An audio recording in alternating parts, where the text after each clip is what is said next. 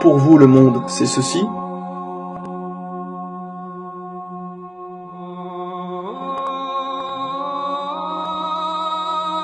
ou bien cela.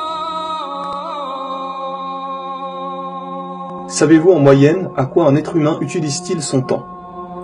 Il passe environ 7 à 8 heures à dormir, environ le même temps à travailler, 1 heure de voiture, 2 heures pour les occupations diverses, nettoyage de la maison, faire les courses, préparer à manger, aller chez le médecin, se laver, etc.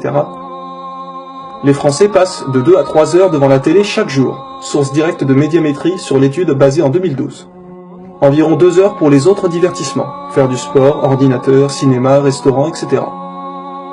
Et en moyenne, 1 heure à 1h30 à manger. Oui, les gens mangent de plus en plus rapidement. Savez-vous combien de temps reste-t-il alors pour se tourner vers la religion, pour prier, etc. Eh bien rien du tout. Il ne vous reste plus du tout de temps. Pourquoi? Parce que des banalités inutiles ont capturé votre esprit et vous poussent à passer votre temps à faire des choses qui ne servent à rien. Rendez-vous compte que vous passez parfois des heures devant la télévision. Vous n'avez pas de film intéressant à regarder, vous zappez les chaînes comme ça, juste par pur hasard. Ou bien que vous traîniez pendant des heures sur Facebook, YouTube, Twitter, etc.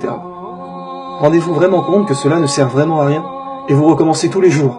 Vous avez complètement délaissé l'au-delà pour ces occupations futiles, qui en plus ne procurent en réalité aucune vraie satisfaction.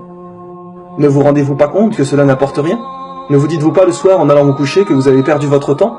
Que vous n'avez rien fait vraiment de votre journée? Non, vous allez recommencer le lendemain et le surlendemain, etc. Allah nous a bien dit, mais vous préférez plutôt la vie présente alors que l'au-delà est meilleur et plus durable.